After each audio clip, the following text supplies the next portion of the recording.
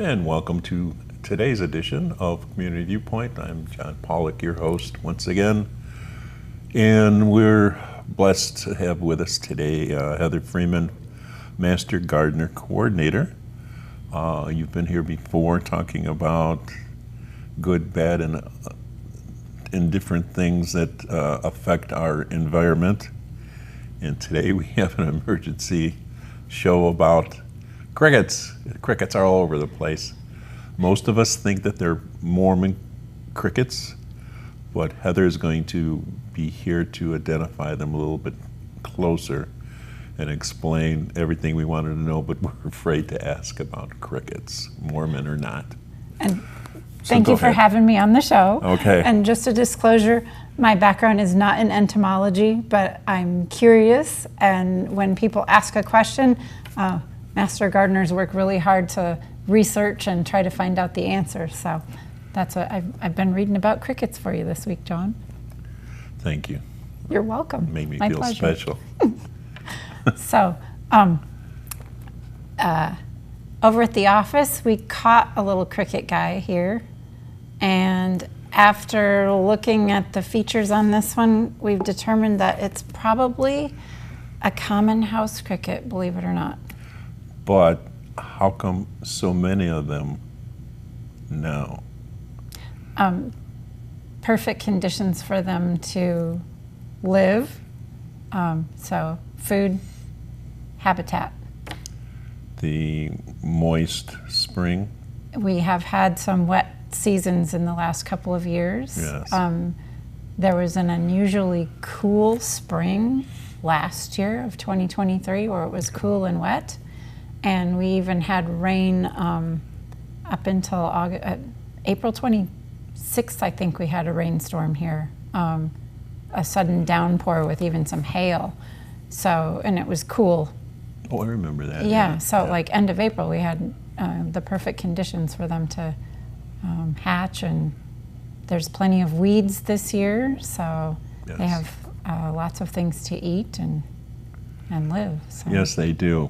So I believe in different areas of the valley they're a little worse than others. It seems like you said around Winchester and Gamebird they're a little thicker. And you have them thicker by you? I do not. No, we're middle of town, like 372 Blag area, and I haven't noticed the cricket issue. So. Who was telling me they're over on Walgreens? Was that you, Mike? Yeah, they're all over the Walgreens drugstore.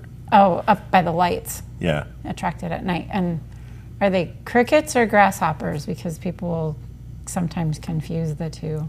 But they're probably grasshoppers. They could be grasshoppers, okay. Yeah. Anyway, so I found a good slide that shows different characteristics of the different crickets.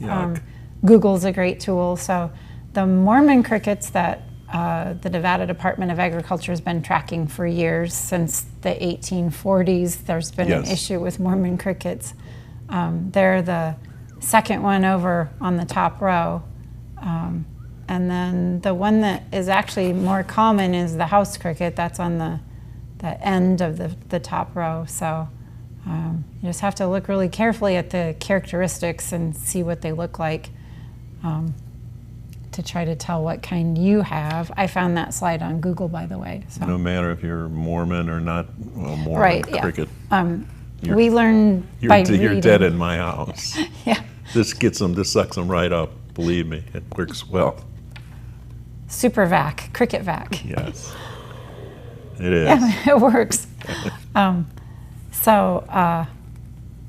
back to Mormon crickets. How they got that name was they decimated harvests in the 1840s. Right.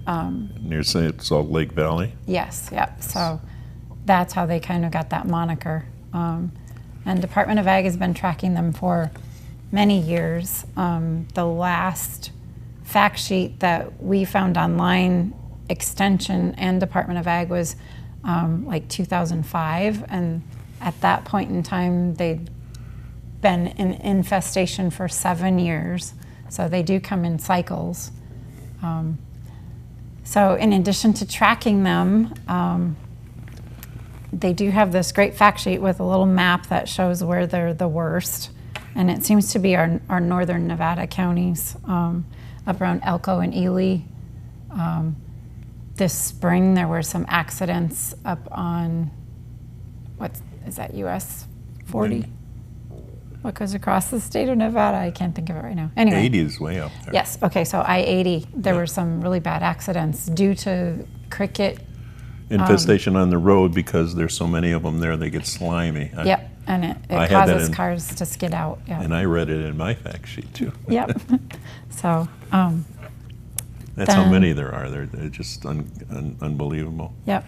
And also driver distraction looking at them too. Right, yes, that's another distracted one. by looking. So Don't be the looking one at thing your- about them is they can't fly, so that makes it, at least they won't swarm your windshield, which is a good thing.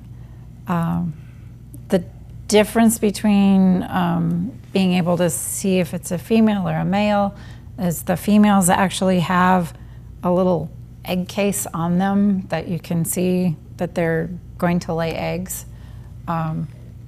This spring, Department of Agriculture up north, where they're much more populated, they applied a spray that will disrupt that egg laying cycle. So the nymph stage weren't able to lay eggs this year, so that'll slow down their progression next year. And as our research showed that, according to the fact sheet, they will only move about a half a mile to a mile at a time. They stick together, and they are not really active except if it's 65 to 95 degrees. So that's another thing that leads me to think that we probably don't have as bad a Mormon cricket issue in the South. We're too hot. Oh, okay. We showed them. Yeah. Oh my God. So, and it also says that they'll only move about 25 to 50 miles per season. So they Right. kind of march across the state, and yeah, they can do a lot of damage to crops though. One thing we read is that if they infest hay crop, it makes the hay unpalatable. So livestock doesn't want to eat the hay because they don't like cricket flavored hay. Oh, we've got a whole bunch of hay because of the horses. I better tell my wife. Yeah, I don't know. She might want to check and Yes, see. check But that. I don't know about regular crickets. Okay. Maybe just the Mormon crickets taste bad. Good thought or bad thought. There are some different biological controls that they've tried. There's something called cricket fence. That's a slick plastic fence, but since they don't fly. Yeah. They say if you dig it down into the ground and it's about 2 feet high, they'll reach that barrier and not be able to cross it. So they just kind of end up milling around. And we learned through reading that they are cannibalistic. So they will end up eating each other if they don't have plants to eat. So that So they- kind of takes care of that. That was funny because they have to keep moving because the ones in the back will be eaten by other ones that are coming up. So it's not Yeah, fun to be a so- cricket. It sounds like the plastic cricket fencing might be a great solution up north where they have the issue. Yes. There's some non-chemical baits, and let's see. There's also chemical control. There are chemical controls, which it's better to use non-chemical controls if you can, because they kill all of our insects, including some of our beneficials. So that's kind of, if you can, the least harmful control is the best one. So. Wait a minute, what about DE? Does that work on them? So there is one that is a diatomaceous earth that is non-chemical. It's D21, diatomaceous earth-based product that it says it kills the insect by puncturing their exoskeleton, and then they just dehydrate. So that We've got sounds a whole like bunch of DE at home, the type that we can ingest. Oh. I bought that over at, okay. So there's food grade, yeah, and then there's insecticide, and they're a different formula. I don't want to give them the good stuff, the food grade. I'm not sure the food grade would have the Would same work? effect. Like the insecticide diatomaceous earth is sharp, so that it Yes, will yeah. puncture their exoskeleton. And that's how that works. I So, will mention that because we may be buying that.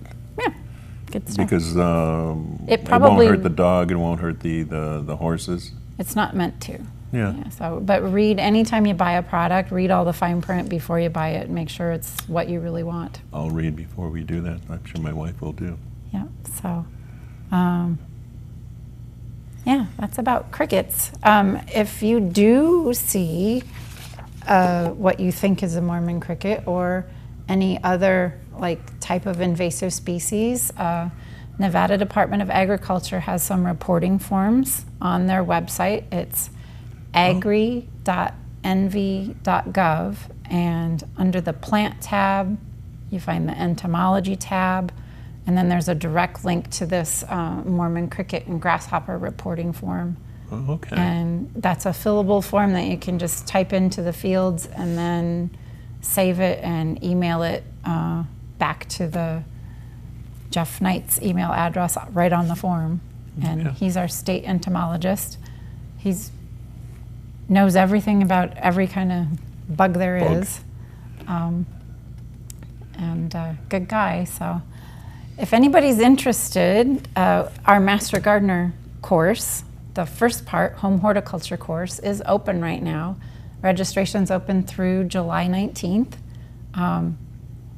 Class starts August 1st and runs through September 26th. It's 8 weeks of pre-taped videos and some reading online, and then every Thursday at lunchtime, noon to 1, there's a live Q&A with the professors that recorded that week's videos. So the beauty of that is if you're traveling, you can Yes. still do the course on your own time.